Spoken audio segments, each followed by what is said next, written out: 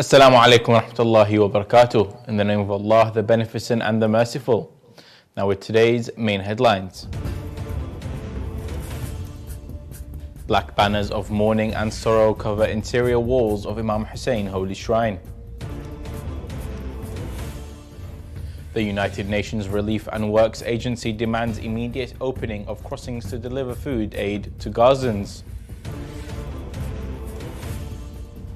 3 out of 5 human rights defenders face online harassment worldwide, new survey reveals. Childhood exposure to air pollution connected to developing bronchitis in adulthood, research finds.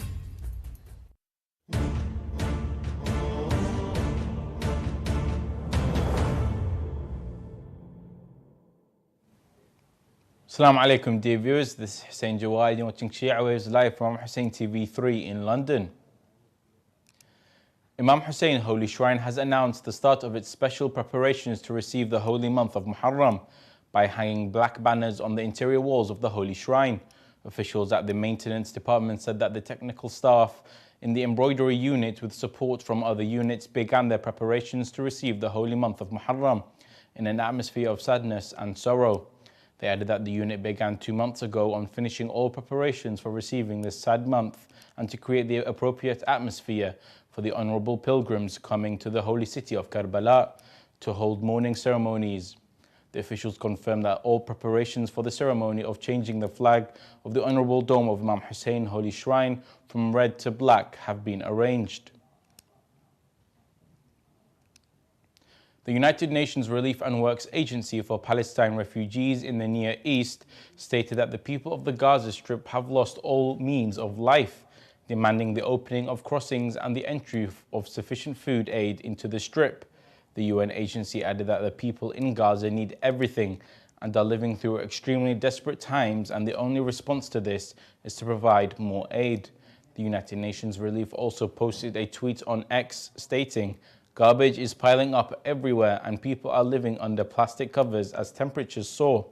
Families in Gaza are living next to mountains of garbage and sewage, with very few bathrooms available and the unbearable summer heat. The sanitary conditions are desperate." The Israeli army continues its intensive bombing on Gaza, leaving tens of thousands of dead, wounded and missing, and causing massive destruction to the infrastructure and vital facilities, in addition to causing an unprecedented humanitarian disaster. A new analysis carried out by Amnesty International across 59 countries has found that 3 out of 5 children and young human rights defenders face online harassment in connection with their activism.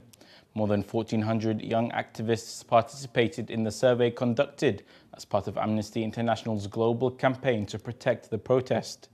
Of those, 400 youth activists aged between 13 to 24 years agreed to the publication of their data. The findings confirm that they faced harassment in the form of hateful comments and threats and hacking, which is often linked to offline abuse and political persecution, often perpetrated by the state's actors, with little or no response from big tech platforms, resulting in the silencing of young people. The survey respondents said that they faced the most abuse on Facebook, with 87% of the platform's users reporting experiences of harassment, compared to 52% on X and 51% on Instagram. Let's take a look at today's headlines. Black banners of mourning and sorrow cover interior walls of Imam Hussein Holy Shrine. The United Nations Relief and Works Agency demands immediate opening of the crossings to deliver food to aid to the Gazans. 3 out of 5 human rights defenders face online harassment worldwide, new survey reveals. Also tonight, Gaza education in crisis, over 625,000 children out of school for months.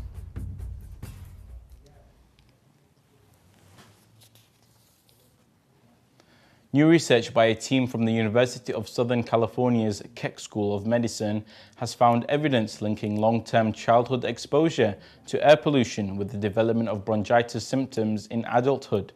The study utilized data from 1,308 participants in the decades-long USC Children's Health Study, which tracks a group of Californians from their school years into adulthood. The participants, who had an average age of 32 at the time of assessment, reported recent bronchitis symptoms such as chronic cough or congestion. A quarter of them confirmed experiencing these symptoms within the past year.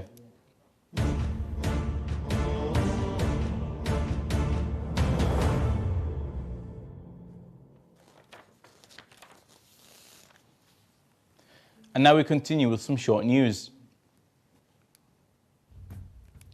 Ahead of the month of Muharram, the Lahore police has put security on high alert and intensified the security of mosques, imam bargas and key places. The capital city police officer, Lahore Bilal Siddiqui, said additional police personnel along with snipers have been deployed at important places in the metropolis of Lahore. Lahore police had instructed the police personnel to strictly check people and vehicles at the internal and external checkposts of the city. The Iraqi Minister of Interior, Abdul Amir al-Shimari, held on Saturday a meeting to discuss the security procedures and plans for the coming 10th of Muharram and Holy Arba'in pilgrimages. According to a statement released by the ministry, the meeting, chaired by al-Shimari, was attended by the Deputy Commander of Joint Operations and several leaders and officers from the Ministries of Defense and Interior and the Popular Mobilization Forces and other security leaders. The statement added that the minister conveyed the directives of the Commander-in-Chief of the Armed Forces, Mohammed Shia al-Sudani, which emphasized the mobilizing all capabilities of the Iraqi state to ensure the success of this pilgrimage and providing services to pilgrims from inside and outside the country. The Minister of Interior stressed intensifying efforts at border crossings to facilitate the entry of foreign pilgrims and expanding the work scope of the Directorate of Civil Status, Passports and Residency in this regard, in addition to providing vehicles to transport pilgrims heading towards Holy Karbala and working to meet their needs, especially during land transport. Heavy rains have caused rivers in Myanmar's Kachin state to overflow, displacing an estimated 10,000 people. This flooding could be worse than the record set in 2004, according to relief workers involved in ongoing relief operations. Overflowing rivers have flooded towns, displacing residents and forcing those in camps for the war displaced to seek higher ground again. Landslides triggered by the rain have also caused casualties in recent weeks. People in southern Myanmar along the Irrawaddy are worried the flooding will spread to their regions. An activist group in Sudan is reporting a horrific attack on a mosque in El Fasher, North Darfur. According to the Coordination of Resistance Committees, shelling by the paramilitary Rapid Support Forces on Monday resulted in the deaths of 8 family members, most of them children. There has been no comment from the RSF on the attack that also wounded 12 others. This incident comes amid ongoing clashes between the RSF and the Sudanese army that began in May. The violence has reached El Fasher, a critical hub for the UN and international aid agencies working in Darfur. The conflict in Sudan, stemming from a power struggle between military leaders, has resulted in nearly 16,000 deaths, mass displacement and a severe humanitarian crisis. India's UP Chief Minister has recently stressed that no new tradition will be allowed regarding Muharram rituals. He further emphasized that ahead of the Muharram procession, local committees associated with the ta'ziyah should liaise with authorities to avoid incidents.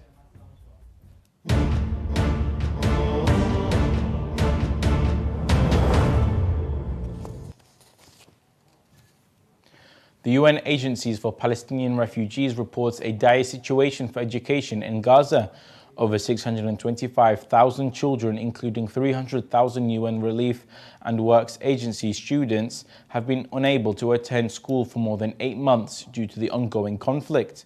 In its statement, UN Relief and Works Agency has emphasized the importance of play and learning activities to prepare children for their eventual return to school.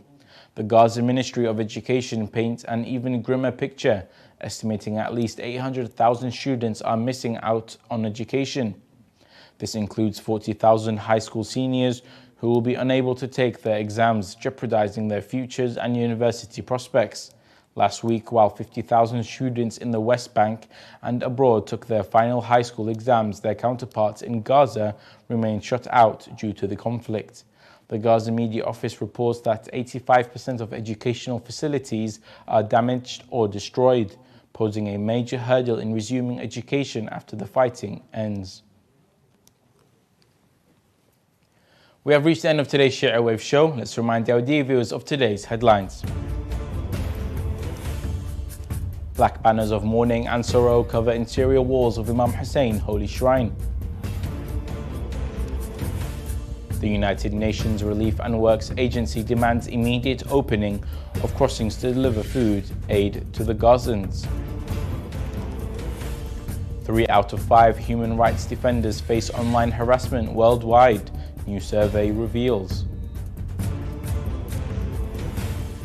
Childhood exposure to air pollution connected to developing bronchitis in adulthood, research finds.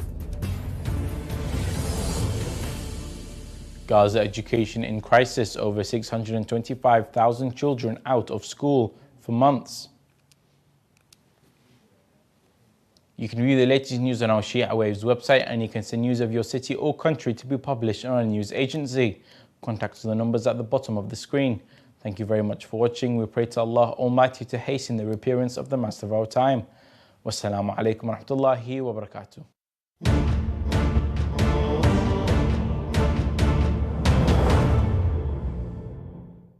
Allahumma ma'bud, oh Allah, Khuda, Khuda, Khuda.